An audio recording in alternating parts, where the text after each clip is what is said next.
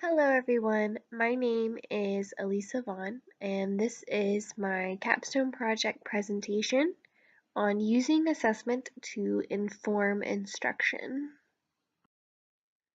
To start off, I'm going to explain a little bit about my school. I work at Bick Elementary, which is in the west end of Louisville. Our school has about 92% free and reduced lunch, and we have about 89% African American students, and a very small percentage of the other races.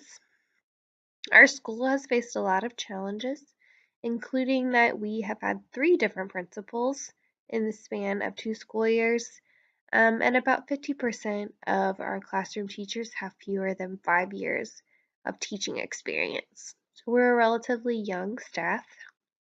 A few years ago, we were identified as a persistently low achieving school, and recently, based on the new qualifications, we have moved out of the PLA school status.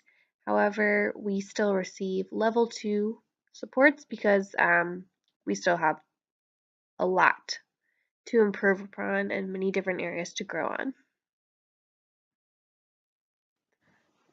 Just looking at our general test score information, you can see the areas we need to grow in.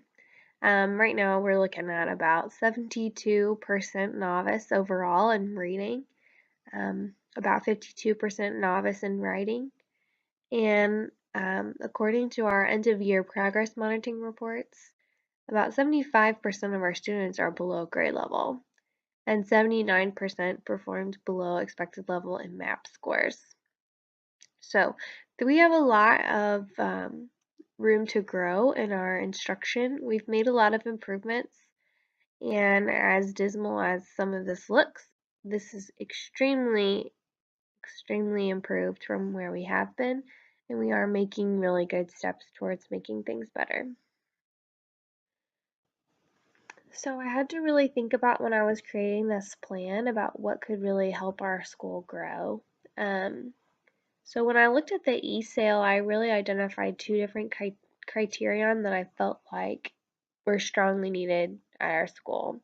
So criterion 3 of using data to inform instruction and to provide research-based interventions, and criterion 4, using differentiated approach to learning. However, overall, I really felt like, after listening to PLCs and talking with my principal, we kind of determined that you need criterion 3 before criterion 4. So it would be really important for you to understand assessments in order to be able to differentiate instruction. And because we have so many students who are all over the board with their needs, and we have a lot of really low students, they need those research-based interventions, and we cannot provide them without appropriate assessments. So we really felt like the best place to start for this literacy plan would be to start with that criterion 3. A majority of the timeline that we created is really just for this school year, and then at the end of the year we would reevaluate and determine next steps. At this point, we have 3 members on our team, and we have already completed our first 3 professional development sessions on the DSA. As you can see on our chart, those dates have already gone by. So now what we're working on is, in this month of December, we're working on holding coaching sessions with interested teachers to support their learning and to provide more individualized support. And we will restart in January with our sessions on running records. And then following those sessions for running records, we're going to have coaching sessions in February. So we started out our implementation process by sending out a survey to all of our teachers, even our interventionists, special area teachers, to get an idea about what their comfort level was in administering, analyzing, and then using the information from those assessments to plan for instruction. And we just focused on the DSA and running records. We saw that a lot of teachers, especially in 3rd through 5th grade, were lacking comfortability in all of these areas, and so we really wanted to work intentionally with the different grade groups because there were different amount of supports that were needed. So we talked to the principal and created our timeline, and then we prepared presentations and created handouts with important information, and then we presented um, everything.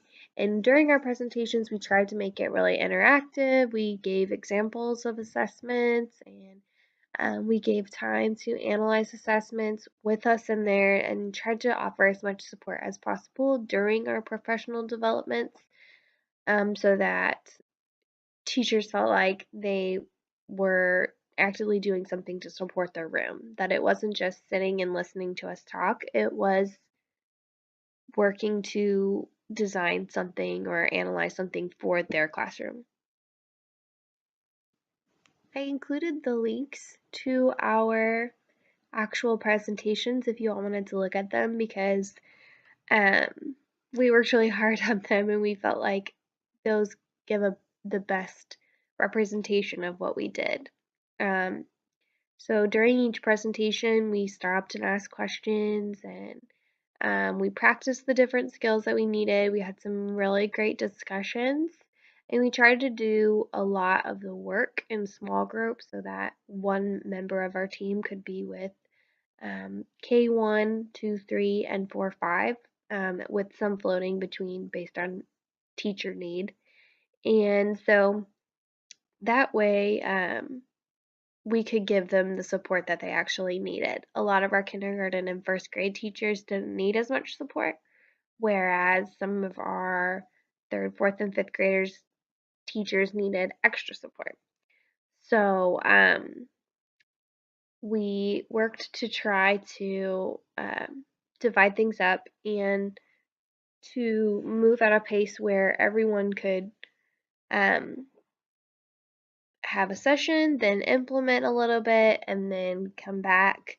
We meet again, talk about what they did, and then move forward, and then have a week or so in between, and then meet again and talk again. And then now we're moving into our coaching sessions where they've had a couple weeks since we had our last meeting, and now we want to talk about what they've already implemented or what they are attempting to implement or what they have questions on. So, what did we learn? So, my project was basically focused on professional learning for teachers. And by proximity, the teacher increase in learning will help students learn. So, I talked with my team, and we talked about what we saw in our meetings, and we kind of had mixed reviews. There were definitely groups of teachers who I felt like really learned a lot and were very engaged. I had several teachers who had no idea the amount of information that you can gain just from the DSA, and they were really encouraged and they really enjoyed um, our presentations, and a lot of people really liked that we were teachers that were giving them support and we weren't kind of an abstract coach or an abstract administrator or a person from the district or random professional development person. Like, we were teachers. um, so that actually had an impact as well. Then there were also teachers who we didn't really feel like learned very much, and they weren't that interested in making any changes to their practice, which is just the reality of how learning works, how teachers are, and just how our school system works. So, I really think though that our biggest amount of what did we learn is going to come from our coaching sessions. And then following our coaching sessions where we really dig in with people who want us to dig in with them, um, I'm going to try to send out a follow-up survey so that we can kind of see what people still need. And obviously, we're going to move forward with working with running records, but if people still need support with DSA, we don't want to leave them high and dry, and we want to support what they actually need. We felt like coaching sessions were going to be a really great way to support people and address specific needs, especially with the DSA and different grade groups. It's impossible to teach all the possible instructional strategies that you would need in order to address every single teacher or every single potential student that teachers will face. So in the coaching sessions, we'll get an idea of additional materials people need, and sit down and talk with people about what's going on in their room and what they still need support on. Um, I'm a firm believer in learning cannot be isolated from actual practice, and that these check ins and accountability are really good to ensure that people are staying on track, and that we really are using the information that we got from the DSA. So I'm excited to see um, what we learn from people by coaching them, and I'm excited to push some teachers to try something new and improve their targeted instruction, because I think that that makes the biggest amount of difference. And I know that it has made the biggest amount of difference in my class, and I think that that helps encourage others. When you see growth in your students, you feel really encouraged. So moving forward, we're going to continue on in January with working on running records, because there were mixed levels of comfort with running records, and I really think that the biggest area for running records that we need to work on based on our survey is analysis. Most people semi-understand how to administer a running record, but are just not sure on how to analyze it. So we're going to do the same thing where our presentations are going to be spaced out to allow teachers to kind of listen to what we have to say and then go practice and then come back, and we're going to actually practice analyzing one of their classroom running records, and then think about and brainstorm with the different grade groups about what you can do to support your students based on your analysis of their running record. So this brings us to what are our next steps in general for our school, and then also for myself. So next steps for BIC, like I already mentioned, we're going to be doing the coaching sessions, which we hope will kind of give our team a better understanding of what teachers actually need us to do for them. So now that our teachers kind of understand how to assess, we need to look at actually developing research-based interventions. So not just picking an intervention because it's convenient, but really looking at what the students need and developing a research-based intervention to target that specific need. We just have a lot of classrooms that are full of students that are varying a lot in what they can do and what they can't do. So I also think that long-term goal, we want to also move forward and address criterion 4 of the ESAIL, which is using a differentiated approach to instruction. Based on conversations that I've had with my PLC,